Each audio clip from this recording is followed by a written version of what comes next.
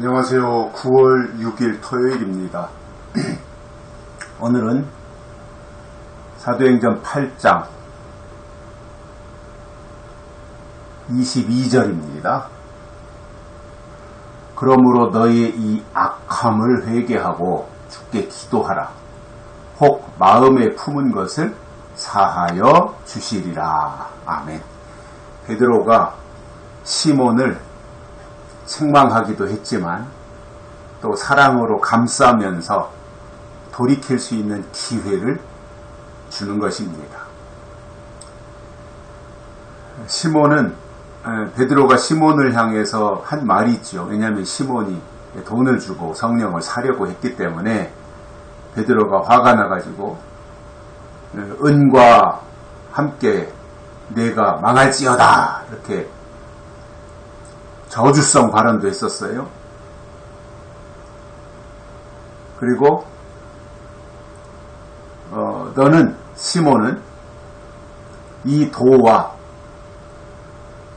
관계도 없고 분깃도 없다. 이거는 너는 아무것도 아니다. 이런 이제 말을 했고, 정상적인 상황에서 이런 말을 한다면 이런 악담이 없는 거죠. 근데 이제 결정적으로 시몬이 잘못을 한 것이고요. 그리고 베드로가 이렇게 꾸짖는 것은 또 당연한 일이었을 것이고요. 주의 종으로서. 그랬지만 이제 베드로가 다시 기회를 주는 거잖아요. 너의 이 악함을 회개하라. 회개가 우선이다. 성령을 받는 것도 그렇잖아요. 하나님의 성령이 오시는 것도 회개가 있어야 하나님의 성령도 오시는 것이지, 회개가 없는데 성령이 임하겠으며 또 임한들 하나님의 일을 위해서 정상적으로 그 성령을 사용하겠습니까? 그래서 우리 기독교 신앙에 있어서 하나님과 우리와의 관계, 즉 대신관계를 형성하는 가장 첫 번째가 회개지요. 특히 이제 그 악함을 회개하라 그랬잖아요. 시몬을 향해서. 그것을 회개하는 것이 출발점인 거죠. 그래서 회개하면 하나님과의 관계가 이제 개선이 되는 거잖아요. 그리고 회개하는 사람은 또 하나님의 은혜를 사모하게 되어 있고요. 또 회개하는 사람은 뭔가 새로운 삶을 살겠다고 하는 결단도 그 속에 포함되어 있는 것이고요. 그렇기 때문에 기독교 신앙에서 회개는 아주 굉장히 중요한 부분이에요. 물론 모든 종교가 다 그렇겠지만 더더욱이나 기독교에서는 이 회개라고 하는 부분들이 매우 중요하고, 이 회개가 어찌 보면 하나님과의 관계, 또 영적인 삶을 살아가는 데 있어서 첫 발을 내딛는 그 입문 내지는 관문과 같은 그 역할을 하는 부분입니다. 그래서 베드로가 지금 하시는 말씀은 이 악함을 회개하라.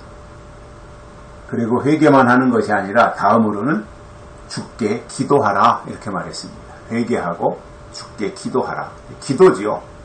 회개하고 기도하라는 거예요. 기도라고 하는 것은 하나님과의 대화지 않겠습니까? 내 사정을 하나님께 아뢰고 또 하나님이 주시는 말씀을 듣고 이렇게 하는 거죠. 기도가. 이게 어떤 상호 소통이 되는 관계잖아요. 내 말만 하고 끝나는 것이 아니라 내 말, 내 요구, 또 내 생각, 내 현재의 상황 이런 것을 하나님께 아뢰었으면 다 말해놓고 예수님의 이름으로 기도합니다. 아멘 하고 끝날 것이 아니라 내가 이런 말을 했는데 하나님은 그거에 대해서 어떻게 대답하시는지 그것을 잠시라도 듣기 위해서 기다리는 그 시간 속에 서로의 어떤 상호작용이 일어나는 거잖아요. 이게 진정한 의미의 기도잖아요. 근데 대부분 이제 내 말만 하고 끝나죠. 하나님 이렇게 해주시고 저렇게 해주시고 이래야 되고 저래야 되고 내 사정이 현재 이렇고 이러니까 하나님 이렇게 도와주세요. 예수님의 이름으로 기도합니다. 아멘. 내 말만 했어요. 그러니까 하나님의 생각을 알 길이 없죠. 내 말만 하고 끝났으니까요. 내가 그렇게 하나님께 내 사정을 아뢰었으면 하나님은 그것에 대해서 어떻게 조치를 하실 것인지 잠깐이라도 대기하고 기다려야 하나님이 우리의 생각 속에 또는 우리의 마음 속에 그에 대한 응답을 주시지 않겠어요? 그러한 과정이 생략되다 보면 기도에 대한 이제 오해가 되고 오해를 넘어서 기도가 왜곡되는 그러한 경우들도 있습니다. 베드로는 회개를 강조했고 그리고 주께 기도하라. 기도의 필요성을 설명해 주는 것입니다. 어찌 보면 우리 기독교는 기도를 굉장히 중요하게 생각하지요. 저희 아버지도 기도를 많이 하신 분이었고요. 진짜 억수로 기도를 많이 하신 분이지요. 또 저희 작은아버지도 목회하시면서 기도를 많이 하셨어요. 옛날 목회자들이 다 그러셨겠지만 그 중에서도 저희 아버지 같은 경우는 참 유난스럽게 기도를 더 많이 하신 분으로 저는 기억하고 있거든요. 똑같이 작은아버지도 목회하시면서 기도 생활 하셨는데 제가 어려울 때마다 작은아버지가 아버지는 일찍 돌아가셨으니까 제가 43살에 아버지가 돌아가셨으니까 그 이후로 이제 작은아버지가 가끔씩 전화해서 기도 많이 해라. 늘 하시는 말씀이 그거였어요. 기도 많이 해라. 기도밖에 없다. 이 말씀을 해주신 기억이 지금도 쟁쟁해요. 제 아버지도 그러셨고요.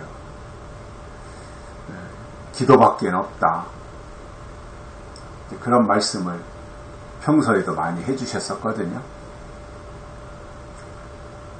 그게 아버지가 말씀하셨던 작은아버지가 말씀하셨던 또 다른 분들이 기도에 대해서 강조를 하셨던 사실은 그게 해답이고 하나님께 나아가는 길이 기도에 달려있다라고 보는 것이고 기도를 통해서 말씀에 대한 깨달음도 오는 것이고 기도해야 지혜도 오는 것이고 이러한 것을 볼 때 저는 그렇기 때문에 기독교는 기도교다 이렇게 생각을 해요. 그래서 베드로도 시몬을 향해서 기도하라 이렇게 설명을 한 것이고요. 그렇게 할 때 악함을 회개하고 주께 기도하면 결과가 어떻게 되느냐? 혹 마음에 품은 것을 사하여 주시리라. 하나님이 용서하신다 그 말씀을 해주시는 거예요. 이게 놀라운 특혜잖아요. 이게 모든 것을 사하여 주시는 분이 하나님이시기 때문에 회개하고 기도하면 하나님이 용서하신다. 무엇을요? 시몬이 품고 있었던 성령을 돈 주고 사서 자기 장사하려고 했던 그 악한 마음도 회개하고 기도하면 하나님이 용서해 주신다라는 거예요. 우리가 살아가면서 많이 실수하죠. 또 혈기도 부리고 욕심도 부리고 이런저런 많은 이제 실수를 하고 죄를 범하고 하면서 우리가 살아가고 있는데 그렇다고 해서 우리 인생이 끝나는 것이 아니라 깨닫고 또 회개하고 기도하고 돌이키면 하나님은 용서하시는 하나님이시다라고 하는 것을 시몬과 베드로의 관계성 속에서 설명해 주고 있습니다. 여기까지 하겠습니다. 고맙습니다.